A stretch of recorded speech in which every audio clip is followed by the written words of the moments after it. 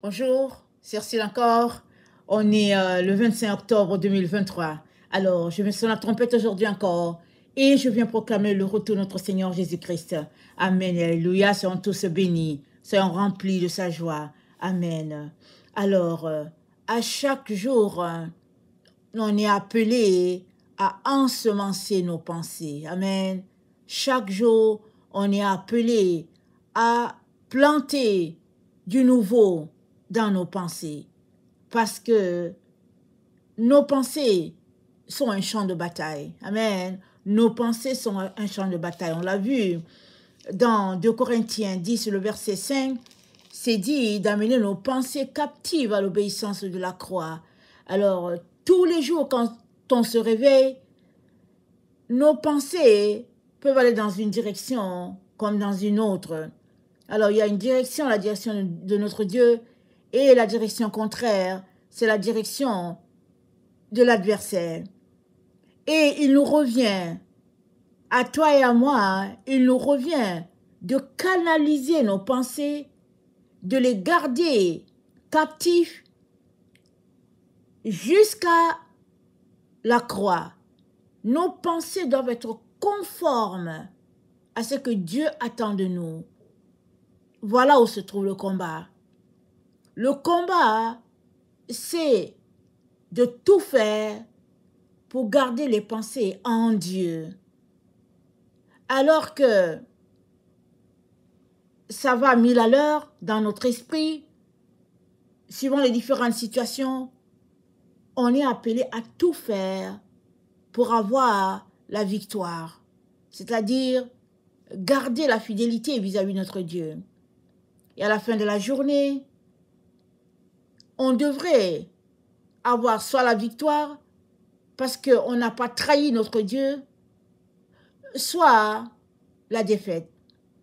Et dans une situation de défaite, un enfant de Dieu sait tout de suite quand il a offensé le Saint-Esprit. Et pour une telle personne, la victoire est toujours là. Pourquoi? Dans la confession. Parce que dans 1 Jean 3, le verset, pardon, 1 Jean 4, le verset 3, c'est dit, car l'amour de Dieu consiste à garder ses commandements. Et ces commandements ne sont pas pénibles, parce que tout ce qui est né de Dieu triomphe du monde. Et la victoire qui triomphe du monde, c'est notre foi. Amen. Notre foi triomphe du monde en ce sens que quand on s'aperçoit qu'on est tombé, on ne reste pas par terre. On se relève. On se relève comment? En confessant notre péché, en confessant notre faute. Et c'est dit que qui est celui qui a triomphé du monde, sinon celui qui croit que Jésus est le Fils de Dieu. Alors tu as triomphé du monde parce que Jésus qui est le Fils de Dieu est en toi. Malgré le fait que tu es tombé, tu es capable de te relever et de venir au pied de la croix pour dire, Père, pardonne-moi. L'erreur que plusieurs font, c'est de ne pas demander pardon parce qu'on leur a dit qu'ils sont sauvés et qu'ils n'ont besoin de rien. Ça, c'est la grave erreur, ça, c'est le plus gros mensonge qui a été prêché aux enfants de Dieu. Mais un enfant de Dieu est appelé tous les jours avant de se coucher, il est appelé à demander pardon à Dieu. Parce que si ta conscience ne t'accuse pas d'un péché, peut-être que tu as quand même péché. Parce que le cœur est plein de déception. Et on ne sait jamais où est-ce que l'erreur peut être commise. La sagesse veut donc, avant de nous coucher, on puisse demander pardon à Dieu pour la journée, pour les fautes qu'on aurait commises, volontaires ou involontaires, et le louer pour la journée qui s'est achevée. Dans son bon vouloir, il nous a protégés. Et alors que nous venons pour demander pardon, si nous sommes tombés, la victoire vient là. La victoire, c'est que on se couche en étant victorieux. C'est là la victoire. On se couche avec la pensée que nous avons été pardonnés.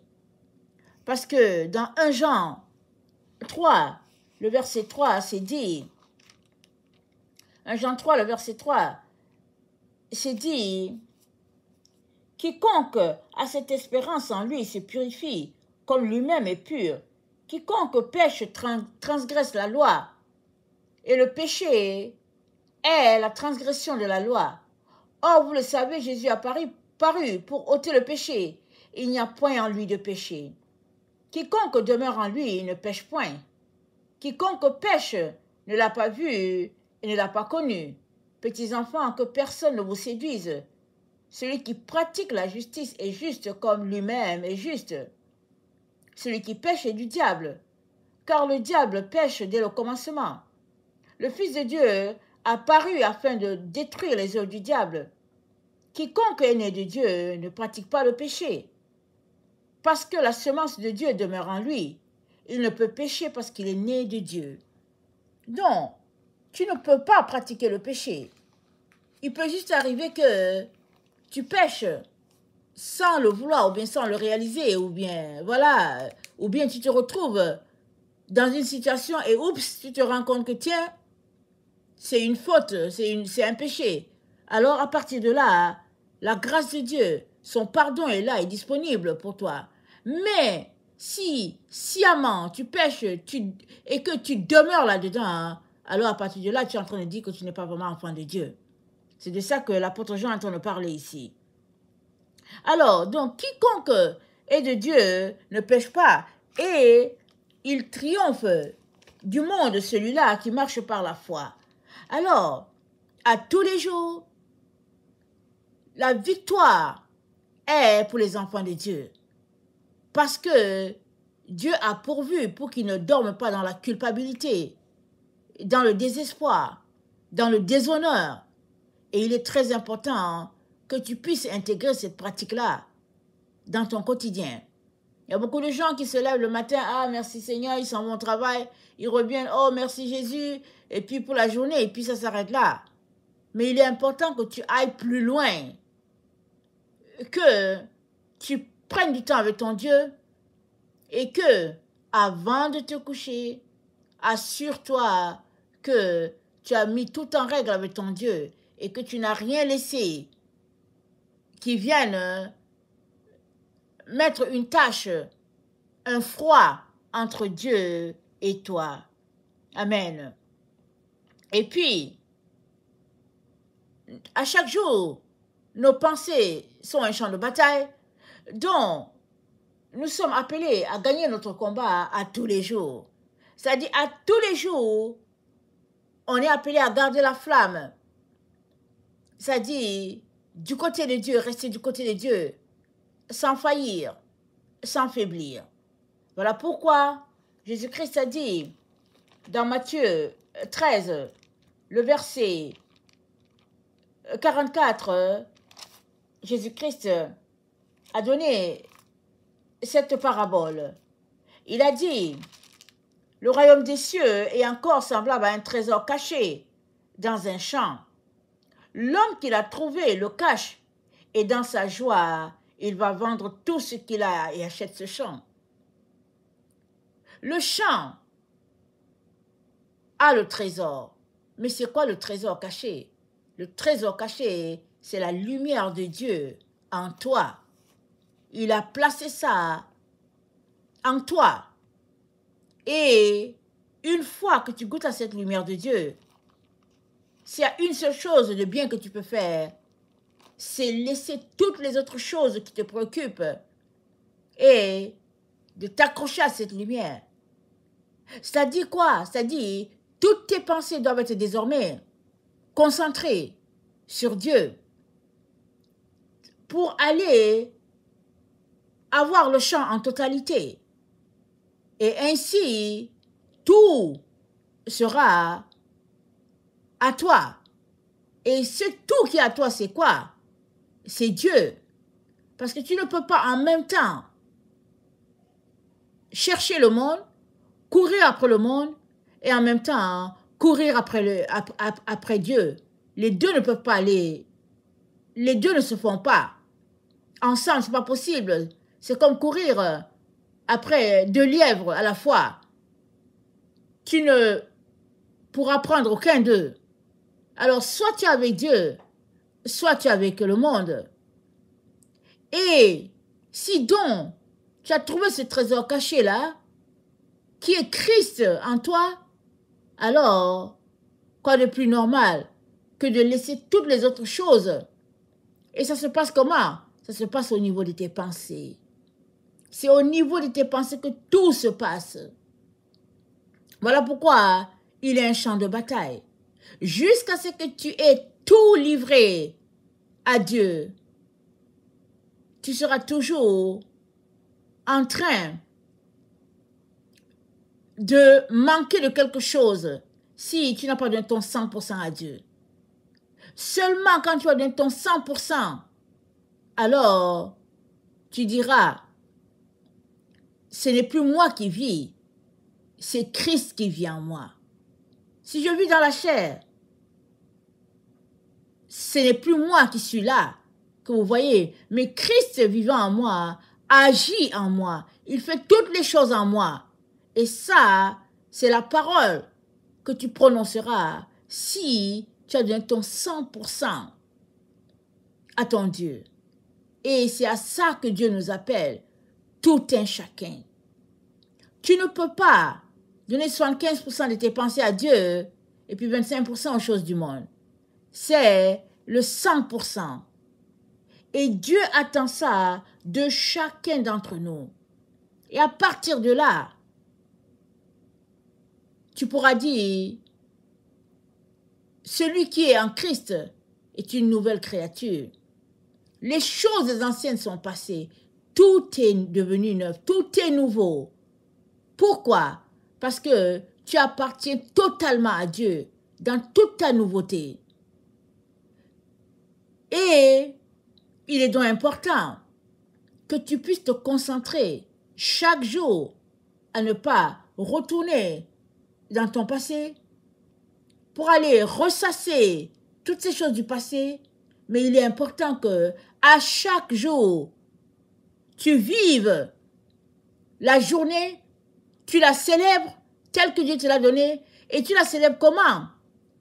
Parce que le jour que Dieu t'a donné, c'est ce jour-là qui t'appartient.